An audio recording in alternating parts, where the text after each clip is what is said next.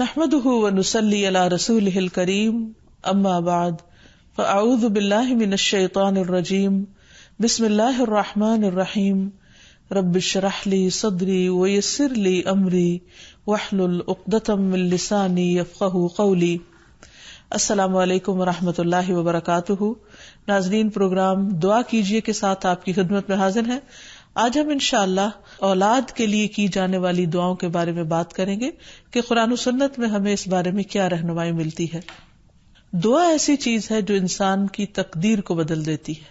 عام طور پر ہم اپنے خاندانی زندگی میں، گھریلو زندگی میں جب پریشان ہوتے ہیں تو ہم سمجھتے کہ شاید یہ مشکلات زندگی کا حصہ ہیں اور ان میں کبھی کوئی تبدیلی نہیں ہو سکتی، حالانکہ اللہ سبحانہ وتعالیٰ کے لیے کسی بھی چیز کو بدلنا کچھ بھی مشکل نہیں۔ بعض اوقات ہمیں شیطان یہ وسوسہ ڈالتا ہے کہ یہ چیز تمہاری تقدیر میں لکھ دی گئی تھی، اس لیے اب اس سے کوئی نجات کا راستہ نہیں۔ حالانکہ حدیث میں واضح طور پر آتا ہے، رسول اللہ صلی اللہ علیہ وسلم نے فرمایا، کوئی چیز تقدیر کو بدل نہیں سکتی سوائے دعا کے، اور کوئی چیز عمر میں اضافہ نہیں کرتی سوائے نیکی کے۔ یعنی اگر انسان دوسروں کے ساتھ خیر و بھلائی کرتا رہتا ہے تو یہ چیز اس کے عمر میں اضافے کا ذریعہ بنتی ہے۔ جیسا کہ ہم نے پہلے بھی ذکر کیا تھا کہ دعا کی قبولیت کے لیے ضروری ہے کہ پہلے ہم اللہ سبحانہ وتعالیٰ کی تعریف بیان کریں۔ اللہ سبحانہ وتعالیٰ کی تعریف کے بے شمار کلمات ہیں جو نبی صلی اللہ علیہ وسلم نے ہمیں سکھائے ہیں۔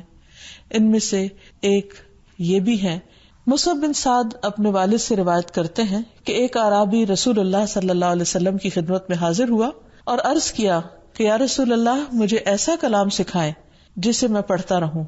آپ نے فرمایا، کہو لا الہ الا اللہ وحدہ لا شریک لہ، اللہ اکبر کبیرا والحمد للہ کثیرا، سبحان اللہ رب العالمین، لا حول ولا قوة الا باللہ العزیز الحکیم۔ اللہ کے سوا کوئی الہ نہیں، وہ اکیلا ہے، اس کا کوئی شریک نہیں، اللہ سب سے بڑا ہے، بہت بڑا، اور تمام تعریفیں اللہ کے لیے ہیں، بہت زیادہ۔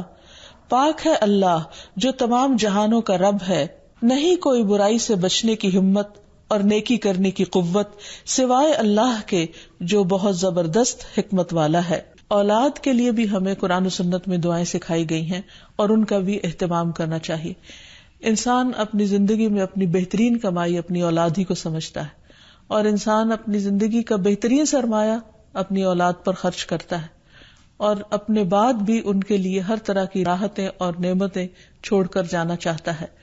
لیکن اگر اولاد نیک ہو تو وہ والدین کے لیے صدقہ جاریہ بھی بنتی ہے، اور والدین کے خون پسینے کی کمائی کو ان کی زندگی میں اور ان کی زندگی کے بعد بہترین جگہوں پر استعمال کرتی۔ لیکن اگر اولاد بگڑی ہوئی ہو تو زندگی میں بھی انسان کے لیے اذیت اور عذاب ہے، اور بعد میں بھی اس کے مال کو ضائع کرنے والی ہوتی ہے اور اس کے لیے بدنامی کا سبب بنتی ہے۔ اس لیے خصوصی طور پر اولاد کے لیے دعائیں کرتے رہنا چاہیے۔ نبی صلی اللہ علیہ وسلم نے فرمایا، 3 قسم کے لوگوں کی دعائیں قبول ہوتی ہیں اور ان کی قبولیت میں کوئی شک و شبہ نہیں: مظلوم کی دعا، مسافر کی دعا، اور والد کی دعا اپنے اولاد کے لیے۔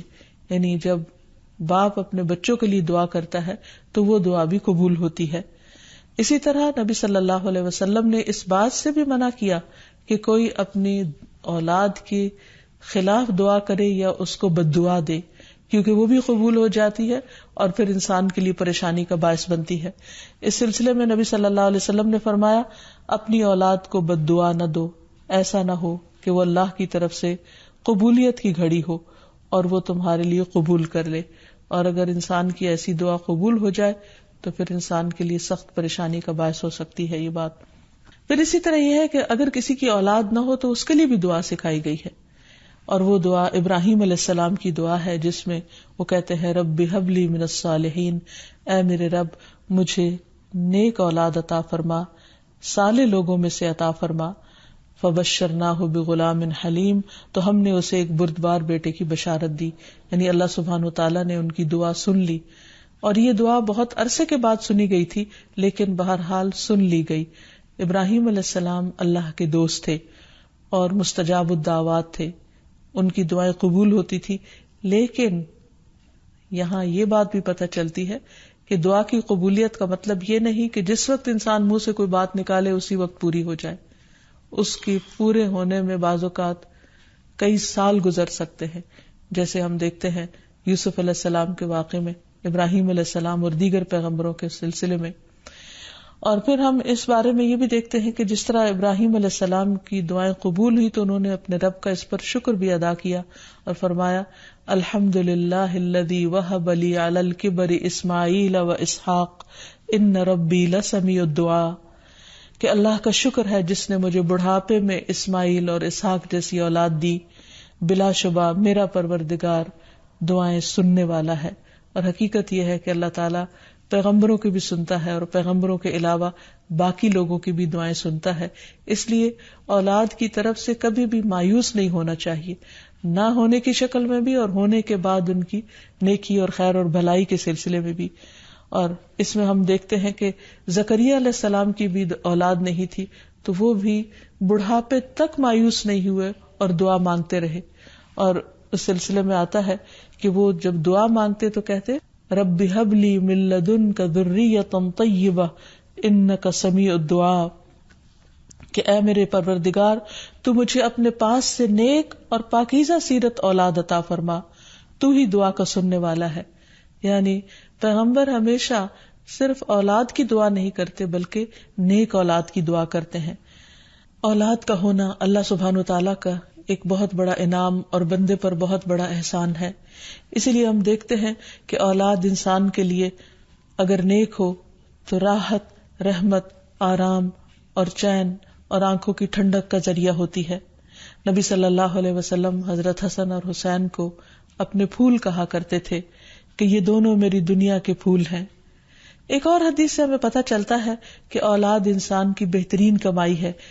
فرمایا ان اولادکم من اطیب کسبکم، تمہاری اولاد تمہاری سب سے بہترین کمائی ہے، بس اپنی اولاد کی کمائی میں سکھاؤ، یعنی وہ انسان کے لیے حلال ہے، جائز ہے. پھر اسی طرح بیٹیاں جو ہیں ان کی تعلیم و تربیت اور ان کی پرورش بھی ایک بہت خیر و بھلائی اور جنت کمانے کا ذریعہ ہے. لیکن اس کے ساتھ ساتھ یہ بھی یاد رکھنا چاہیے کہ اولاد ایک رسپانسبلٹی بھی ہے، ان کے بارے میں سوال بھی کیا جائے گا کہ ان کی تربیت کس طرح کی. پھر خصوصی طور پر اسے ماں کی ذمہ داری قرار دیا گیا، اگرچہ ماں اور باپ دونوں ذمہ دار ہیں، لیکن عورت سے اس کے گھر والوں یعنی اس کے بچوں کے بارے میں اس سے سوال ہوگا کہ اس نے ان کی تربیت کیسے کی. تو اس لیے ہم سب پر لازم ہے کہ ہم اپنے بچوں کی دینی اور دنیاوی دونوں طرح سے بہترین تربیت کرنے کی کوشش کریں. تو آخر میں ہم دیکھتے ہیں کہ جو دعائیں ہمیں خاص طور پر اولاد کے لیے مانگنی چاہیے وہ ان کی نیکی، تقوی اور اصلاح کی ہیں، پیدائش سے پہلے بھی اور بعد میں بھی. پیدائش سے پہلے رب ہب لی من الصالحین، کہ اے رب مجھے صالح اولاد عطا کر. رب ہب لی من لدنک ذریۃ طیبہ انک سمیع الدعاء، اے میرے پروردگار مجھے اپنی طرف سے نیک اور پاکیزہ اولاد عطا فرما، بے شک تو ہی دعا کا سننے والا ہے. پھر اسی طرح اولاد کو شیطان سے محفوظ رکھنے کی دعا بھی کرنی چاہیے، جس طرح حضرت مریم کی والدہ نے ان کی پیدائش سے پہلے دعا کی. پھر اسی طرح اپنی اولاد کو شیطان مردود سے بچانے کی بھی دعا کرنی چاہیے، جیسے حضرت مریم علیہ السلام کی والدہ نے ان کی پیدائش کے وقت یہ دعا مانگی تھی، وَإِنِّي أُعِيذُهَا بِكَ وَذُرِّيَّتَهَا مِنَ الشَّيْطَانِ الرَّجِيمِ، اور بے شک میں اس کو اور اس کی اولاد کو شیطان مردود سے تیری پناہ میں دیتی ہوں.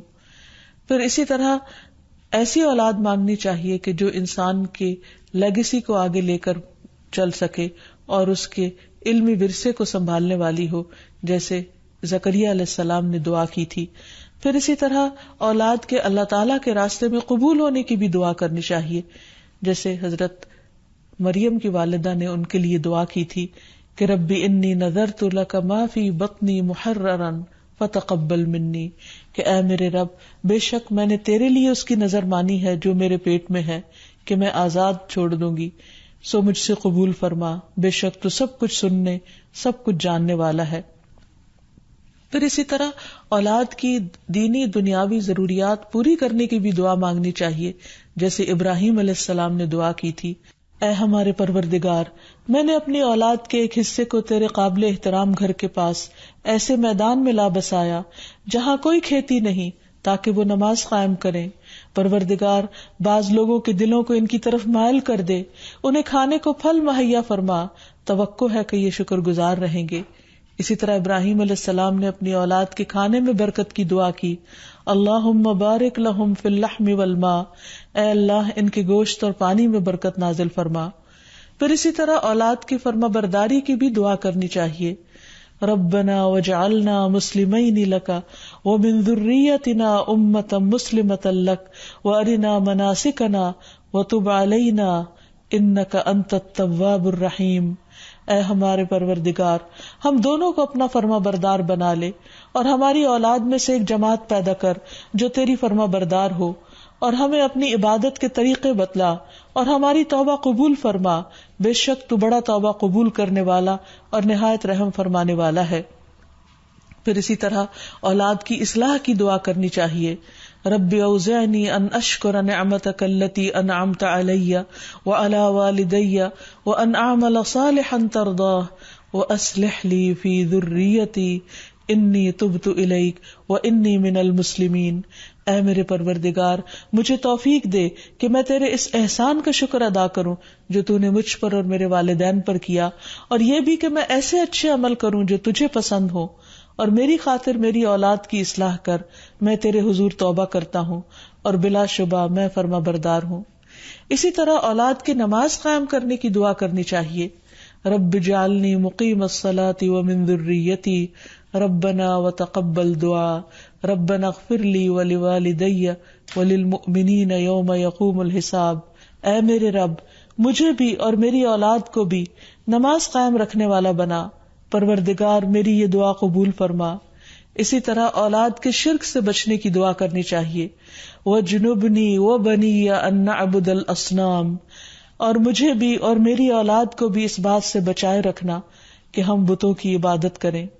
پھر اسی طرح اولاد کی خرابیوں سے، پریشانی سے بچنے کی دعا بھی کرنی چاہیے، جیسے نبی صلی اللہ علیہ وسلم نے دعا سکھائی کہ وَمِن وَلَدٍ يَكُونُ عَلَيَّ رَبًّا، کہ ایسی اولاد سے مجھے بچائے یا رب جو میری آقا بن بیٹھے۔ پھر اسی طرح دوسروں کی اولاد اور دوسروں کے بچوں کے لیے بھی دعا کرنی چاہیے، کیونکہ انسان جب اپنے لیے خیر چاہتا ہے تو وہ خیر دوسرے کے لیے بھی پسند کرنی چاہیے، اور جب دوسرے کے لیے دعا کرے گا تو وہ خیر اس کی طرف لوٹے گی جو کسی کے لیے بھلا چاہے گا۔ اور اس کے لیے ہم دیکھتے ہیں کہ نبی صلی اللہ علیہ وسلم نے حضرت انس کے لیے خصوصی طور پر دعا کی تھی ان کی والدہ کی فرمائش پر، اللہم اکثر مالہ وولدہ، اے اللہ اس کے مال اور اولاد میں کثرت کر۔ اور ہم دیکھتے ہیں کہ حضرت انس رضی اللہ تعالیٰ عنہ کے حق میں نبی صلی اللہ علیہ وسلم کی یہ دعا قبول ہو گئی۔ تو اللہ تعالیٰ سے دعا ہے کہ وہ ہمیں اپنے ازواج اور اولاد میں آنکھوں کی ٹھنڈک نصیب کرے، اور یہ دعائیں ہمیں سکھا دے تاکہ ہم اپنی اولاد کی دنیا اور آخرت کی بھلائیاں مانگتے رہیں اور اللہ کی رحمت سے کبھی بھی مایوس نہ ہوں۔ وآخر دعوانا ان الحمد للہ رب العالمین۔